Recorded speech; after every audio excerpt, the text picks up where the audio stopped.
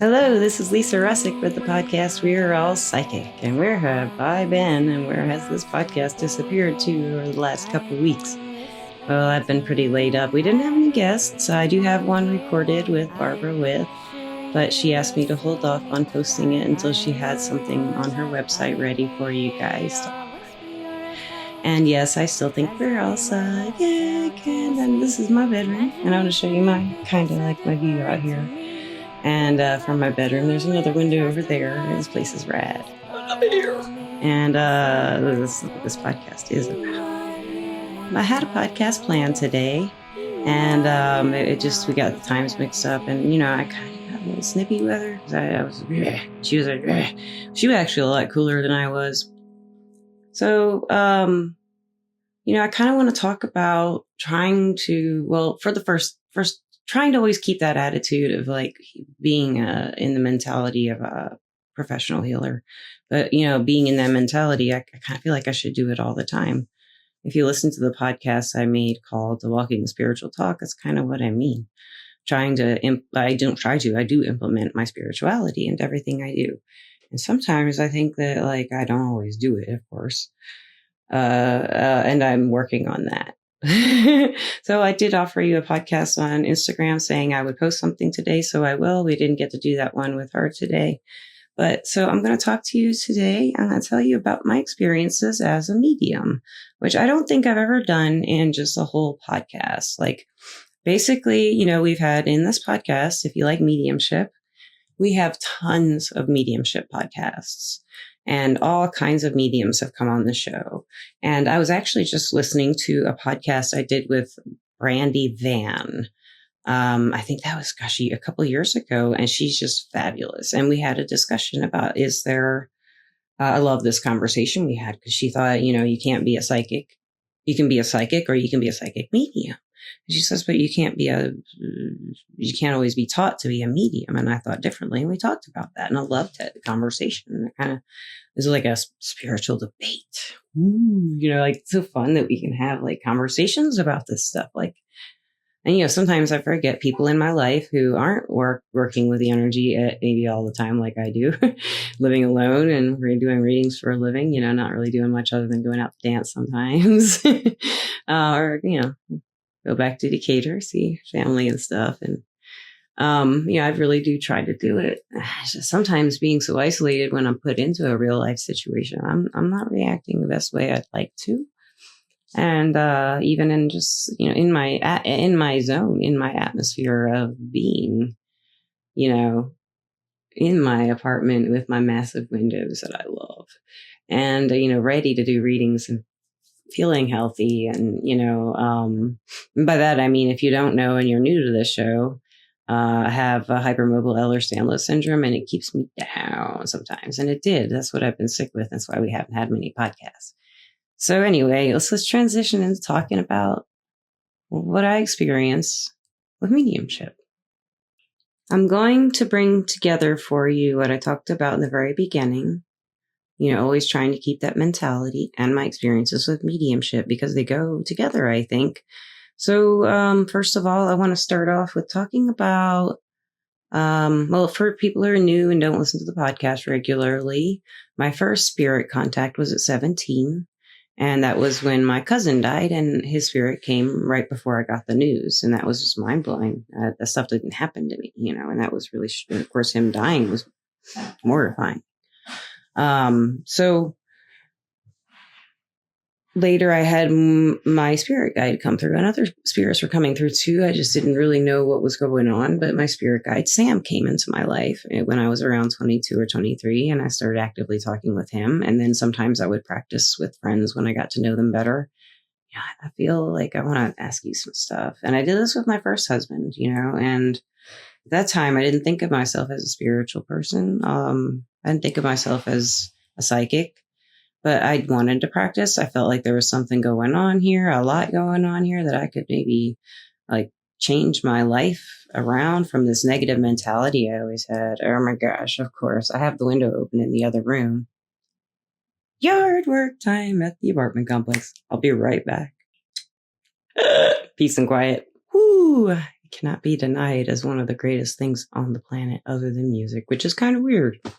Peace and quiet, music, enjoy the silence. That's a Depeche Mode song for you, those of you who may not know. You should listen to it if you don't know it. Depeche Mode. One of my favorite bands. Back on the topic. Explaining my mediumship experiences, personal ones, and how I experience mediumship, and how to also, I guess the right word for it would be like balance when I am having human reactions and when I'm having spiritual reactions or actions or anything happening to me, know what's what and react accordingly. This morning, I'm going to interrupt my story of my mediumship, but this morning I was brushing my teeth and I said my Reiki principles while I was brushing my teeth. Just for today, I will not worry. Just for today, I will be grateful. Just for today, I will do my work honestly. Just for today, I will not be angry. And just for today, I will be kind to every living thing. Well, I did not be kind to every living thing.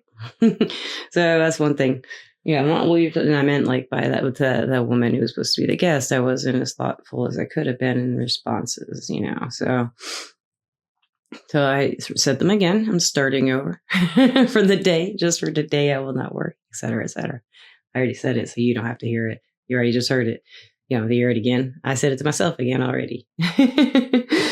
So that helps me kind of get my mind back aligned towards the mentality. I'm not going to beat myself up for not doing it right, because that doesn't get me anywhere, beating myself up, And that's the same thing with mediumship. If you get it wrong, a lot of people in mediumship, they worry so much about getting it wrong because, of course, you're telling somebody something that a spirit usually someone they loved is coming through, and you don't want to hurt this person or say anything that'll make them like upset or not, or feel like they're not connecting, and then give them this feeling there's no one out there. They're gone. If that's the worst case for me anyway, to do a reading and be like, I have nothing, that never happens. So there's always something, even if that spirit doesn't come through. We'll get there. So for me in mediumship, when I can't pin down when it was pretty clear that I was working with spirits, but I do remember this one reading, and I do believe I've talked about it on the podcast. I was on a different platform. I think it was when I was about 36, 35, 37, somewhere around in there. And I had a phone call. This woman wanted to get a reading. She didn't say what it was about, but the guides came through. And we could do mediumship readings on that platform. So I was just doing a mediumship reading all of a sudden. And that's what I realized. She didn't want to tell me. She really wanted proof that he was still around.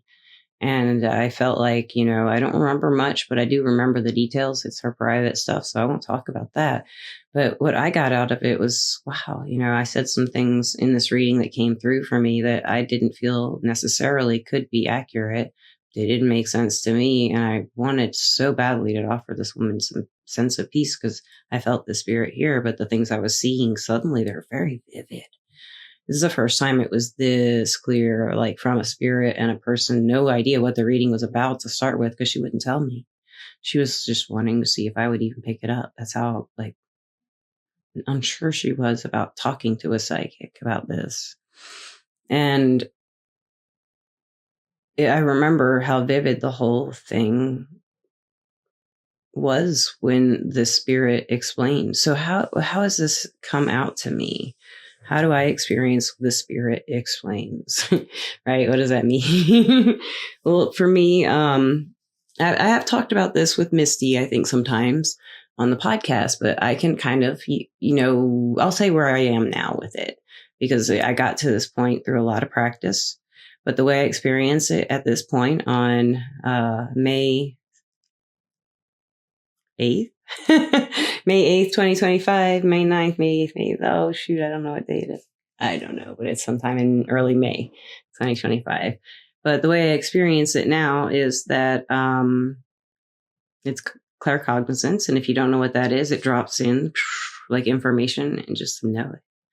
But there is kind of an imagination thing that happens when I am doing mediumship where it plays out really quickly like that, the whole interaction with the spirit, I guess you could say, the information coming in, the exchanges. But what I experience it is clairvoyantly in my mind's eye. I'll see the spirits acting out these things, and I don't hear them say the things. I just know what they're saying. I see their lips move in my mind's eye, and I see their gestures. I see their clothes sometimes if they want me to. I really pick up on jewelry. Sometimes it's the first thing I start picking up on is any kind of like accessories I really like glasses or anything like that. And then like it helps me to get a picture, or if the person describes what this person looked like to them at the last, like when everybody, y'all listeners, and this is a video on Spotify and YouTube. I wanted to see if you guys, I think I've done this before, like something I'm about to do. So if I get the information of, what they look like, but what I was getting at a minute ago was, or 20 million years ago, you don't know how long that edit was that was that I love to hear what people say is the way they first think of someone in their head when they were alive. Like say, if your grandmother passed away and the very first image you have of her in your mind, like, is it when she's 40? Is it when she's 20? Is it when she was the age she passed? Or is she like 70 years? How old is she? In your memory when you first think of her, what is she wearing? All that stuff. And if I get that, a lot of times they come through really fast. They usually come pretty fast. But if they don't come at all, I used to think it was because possibly they didn't trust me with their person's information. But also it could be that I'm blocking myself, and my guides and stuff are saying, no, you don't want to, let's talk to this one in particular maybe. But the most common thing I really think it is, if I can't connect, is probably, it feels like they are there, but there's something in me blocking get connection. Not them, not their guides, maybe my guides for some reason. Like this is not the situation for her to figure this out with this figure. It's just something else has to happen first. This person in their life. And also, I believe my experience, and this is where I have to like really think about my spiritual side. I don't want to give just any old answer. If I don't have an answer, I won't just make stuff up. I can't, and that kind of goes along in my real life too.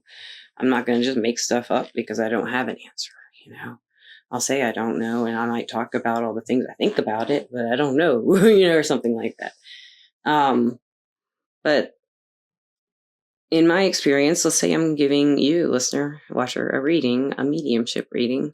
Let's say you have a long lost grandmother, passed away when you were in your 30s, let's say, and you did meet her, and maybe she raised you, and maybe you had a lot to do with her in your life until she passed away.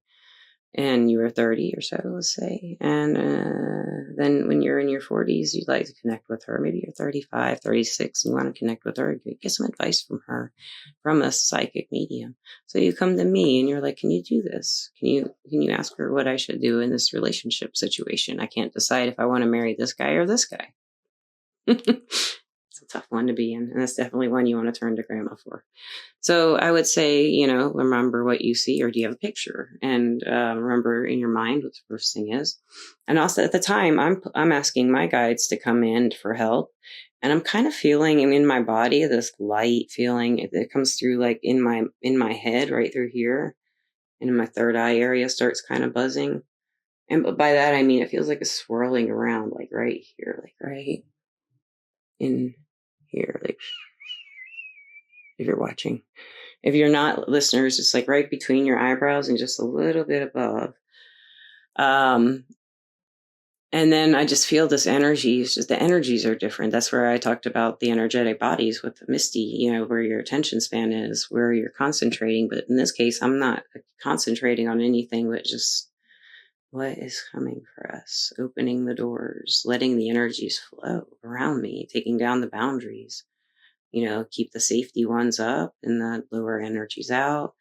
And to me, that is you just kind of think it and it happens that way. You're safe.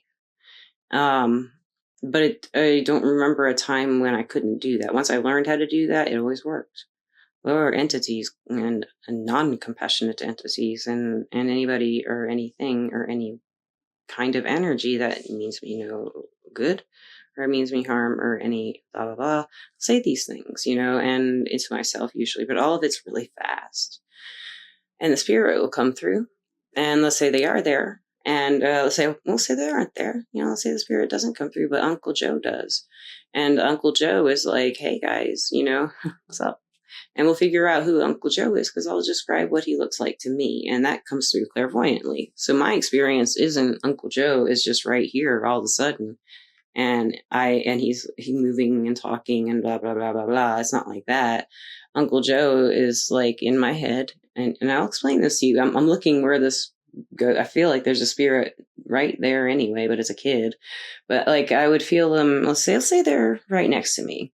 Listeners, they're not. The one I'm feeling is kind of over there in front of that hallway door, but well, it's just the life of a medium. This is where I'm like, this is where you filter part of the walking the spiritual talk and trying to stay balanced is when to talk about it and when not to. But on a psychic podcast, it's definitely a time to talk about this.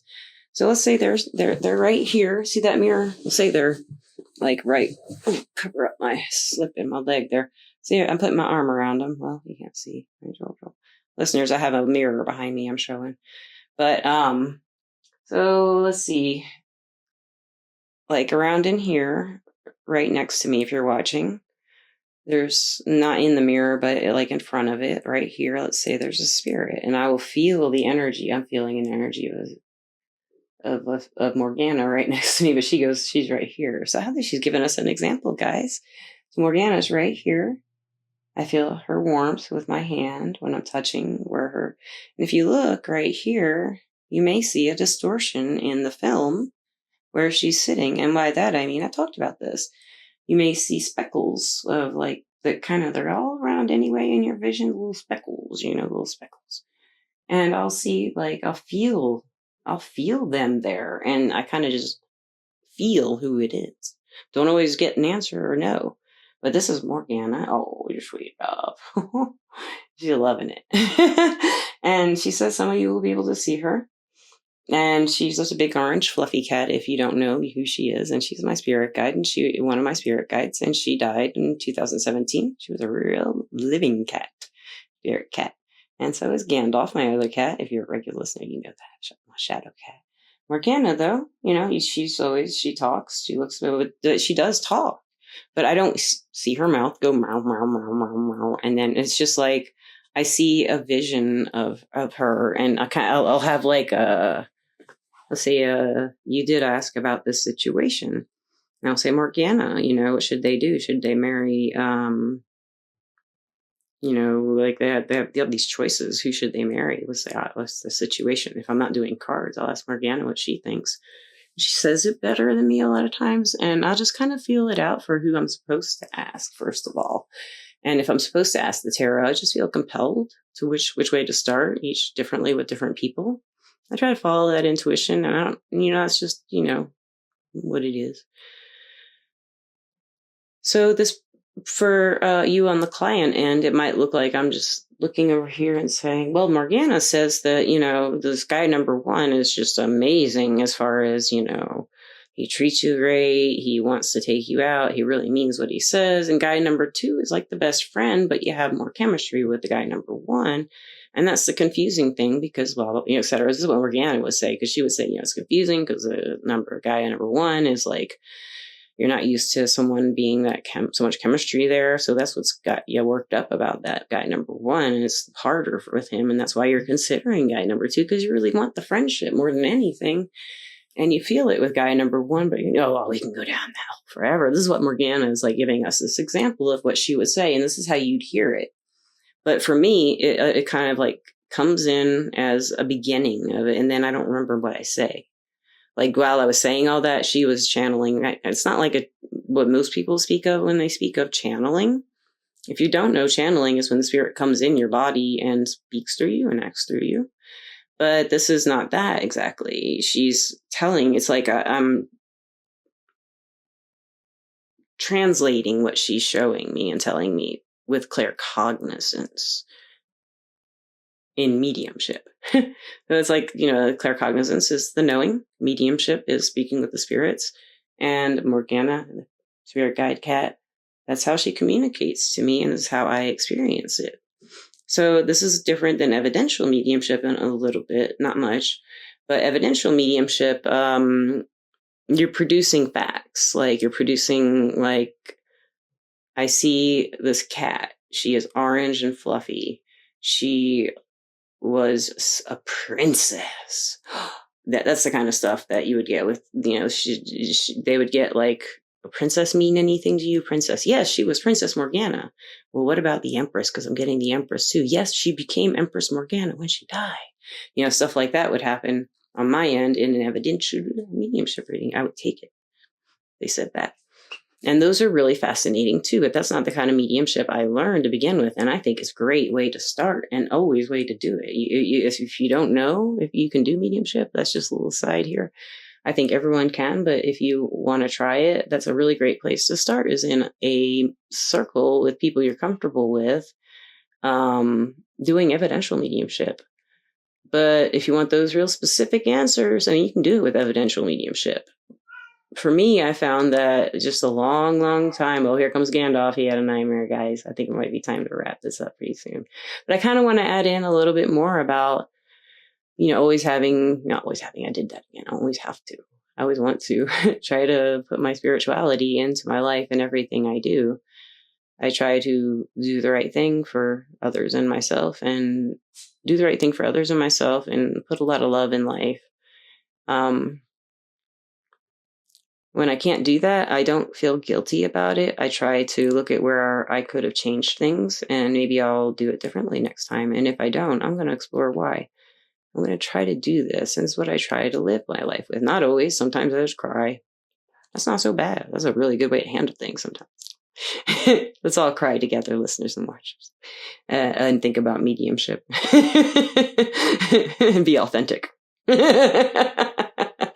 I love you, watchers and listeners, and I love Everclear, my sponsor. Everclear is an advice app and website where you can get advice from psychics and empaths so you can get the clarity you need to create the life you deserve. I love Everclear. I am an advisor on Everclear under the name Lisa Russick. I used to be Lisa P, but now I'm Lisa Russick, my name, which is my real name. So I'm real excited about that. If you want to get a reading with me, I'd love to have one with you. Everclear.com or Everclear Advice app on the Play Store and in the Apple Store. Apple App Store. And listeners and watchers, any advice I've got for you on this one, I guess I would say, the best part about working with mediumship for me is the companionship of the spirits. But if you want to be a medium, or you are a medium and you're just watching this and you already know all this stuff and you're just kind of curious about how someone else experiences it, hey, leave a comment. That's your homework. That's not advice. That's homework. I would love to hear how other people experience mediumship. I would love to have a podcast with like 4 other mediums and us all talk about it. That would be a party. I'd love it. And Gandalf, oh, there he is. He says, I missed a podcast. Oh my gosh. He's here, though, to say goodbye, listeners and watchers.